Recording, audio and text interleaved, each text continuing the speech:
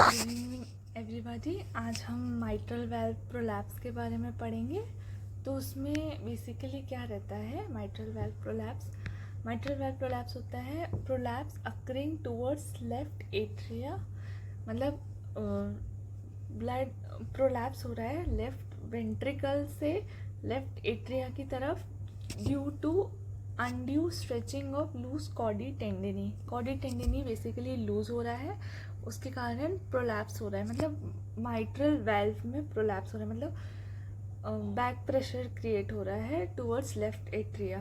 ठीक है, अब हम देखते हैं माइट्रल वेल्व प्रोलैप्स। जैसे कि हमें देख सकते हैं इस डायग्राम में माइट्रल वेल्व प्रोलैप्स। अब हम नॉर्मल कंडीशन पढ़ते हैं वर्सेस माइट्रल वेल्व प्रोलैप्स पढ़ते हैं। तो जो नॉर्मल कंडीशन रहती है जिसमें लीफलेट्स जो होते हैं वो प्रॉपरली क्लोज होते हैं, तो कोई रिगर्जिटेशन नहीं हो रहा, नॉर्मली ऐसा होता है। लेकिन माइट्रल वेल्व प्रोलैप्स में प्रोलैप्स होता है लीफलेट्स का इनटू लेफ्ट एट्रियम में, लेफ्ट एट्रियम की तरफ प्रोलैप्स होने लगता है। लेफ्ट एट्रियम बल्ज करता है, लीफलेट्स बल्ज करते हैं लेफ्ट एट्रियम में, उसके कारण माइट्रल रिगर्जिटेशन भी हो सकता है। ठीक है, इसका डेफिनेशन देख लेते हैं। तो basically it is a bulging of one और बोथ माइट्रल वेल्व का leaflets into left atrium beyond mitral annulus. Basically bulging होता है वेल्व के लीफलेट्स का लेफ्ट एट्रियम में बियॉन्ड माइट्रल एनुलस। इसके इटियोलॉजी और रिस्क फैक्टर्स की बात करते हैं तो बेसिकली होता है इसमें माइक्सोमेटस डीजनरेशन, मार्फन सिंड्रोम, फिब्रिलिन जीन का डिफेक्ट होता है क्रोमोसोम 15 पे, एह्लर-डैनियल सिंड्रोम, मतलब बहुत ही मोबिलिटी हाई होती है ऐसे लोगों में, ऑस्टियोजेनेसिस इम्परफेक्टा फेमिलियल कंडीशन है माइट्रल वेल्व प्रोलैप्स की, और there is a increase risk in female. अगर इसकी पैथोफिजियोलॉजी देखें तो हम क्या होता है बेसिकली माइक्सोमेटस डीजनरेशन होता है वेल्व का, लीफलेट की रिडंडेंसी और लीफलेट थिक होने लगते हैं, लीफलेट प्रोलैप्स कर जाते हैं लेफ्ट एट्रियम में सिस्टोल के टाइम में। ये सारी चीज़ें जो होती है ना सिस्टोल के टाइम में होती है, क्योंकि मतलब ब्लड अगर पीछे जा रहा है तो वो सिस्टोल के टाइम पे जा रहा है, नहीं तो नॉर्मली डायस्टोल में तो ब्लड आगे ही जा रहा है ना हार्ट में टुवर्ड्स लेफ्ट वेंट्रिकल में।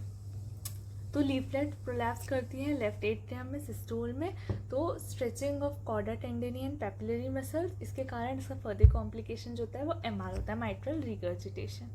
अगर मुझे इसके इन्वेस्टिगेशंस करानी है तो मैं इकोकार्डियोग्राफी करूँगी, जो कि गोल्ड स्टैंडर्ड इन्वेस्टिगेशन है। एको बेसिकली वैल्वुलर डिसीज़ के लिए हम एको ही कराते हैं ताकि हमें दिख जाए कहाँ पे लीफलेट्स में प्रॉब्लम है। ईसीजी कराएंगे जो कि नॉर्मल रहती है, पर किसी किसी कंडीशन में अरिथमिया भी शो करती है। चेस्ट एक्सरे यूजुअली नॉर्मल रहता है। ठीक है, फिर इसका क्लिनिकल फीचर्स की हम बात करें, मोस्टली एसिम्प्टोमेटिक कंडीशंस है, बट कुछ कंडीशन में पाल्पिटेशंस भी हो जाती हैं।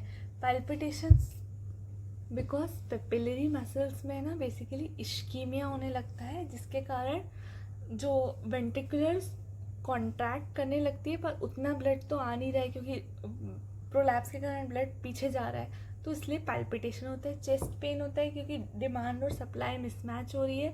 डिस्निया ऑन एक्सर्शन, प्रोलैप्स के कारण बैक प्रेशर आ रहा है तो लंग में कंजेशन हो रहा है, दैट्स वाई डिस्निया और एक्सर्शन के फीचर्स मिलेंगे। फटीक और डिजीनेस क्योंकि सफिशिएंट कार्डियक आउटपुट नहीं है, क्योंकि बैक प्रेशर आ रहा है, ब्लड जो होता है लेफ्ट वेंट्रिकल से लेफ्ट एट्रियम में जा रहा है, तो कार्डियक आउटपुट कम होने के कारण फटीक और डिजीनेस के फीचर्स मिल रहे हैं। इसके अलावा एंजाइटी मिल रहा है। कॉम्प्लिकेशंस देखें तो डेफिनेटली माइट्रल प्रोलैप्स है तो माइट्रल रिगर्जिटेशन मेजर कॉम्प्लिकेशन हो सकता है, infective endocarditis, अरिथमियाज, sudden cardiac death और हार्ट फेलियर इसका रहता है। इसके अलावा अगर हम ऑस्कल्टेटरी फाइंडिंग्स देखेंगे तो इसमें मिड सिस्टोलिक क्लिक मिलती है, क्योंकि सिस्टोल के टाइम पे ही माइट्रल वेल्व प्रोलैप्स कर सकता है, क्योंकि due to sudden tensing of prolapsing leaflet.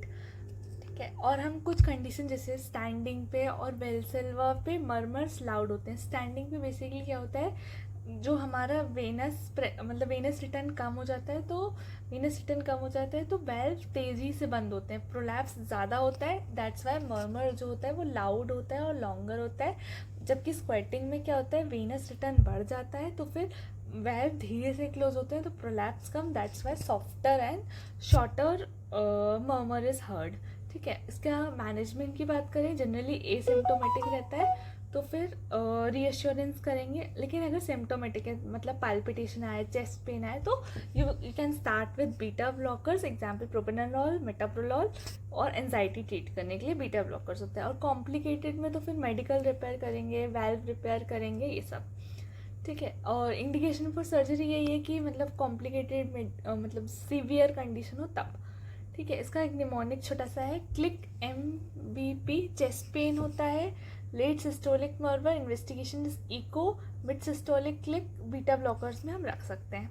ठीक है। अब एक थोड़ा सा मैं समराइज कर देती हूँ क्या होता है mitral valve prolapse.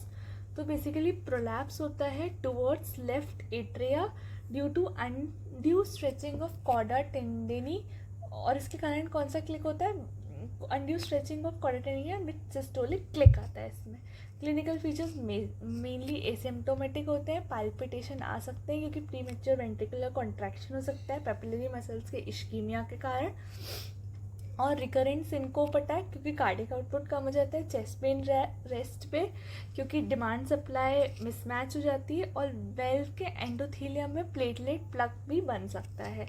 Examination finding की बात करें तो मिड सिस्टोलिक क्लिक होता है due to undue stretching of chordae tendineae, और इसमें जो मर्मर होता है वो लेट सिस्टोलिक मर्मर होता है क्योंकि एक्सेस बल्ज होता है वेल्व का डिफेक्टिव, लेफ्ट सही से क्लोज नहीं होते तो ब्लड जो होता है वो लीक करता है लेफ्ट वेंट्रिकल से लेफ्ट एट्रिया के टाइम, और ये सारी जो एक्टिविटीज़ होती हैं ये सिस्टोल के टाइम होती है, इसलिए that's why late systolic murmur is found. Thank you.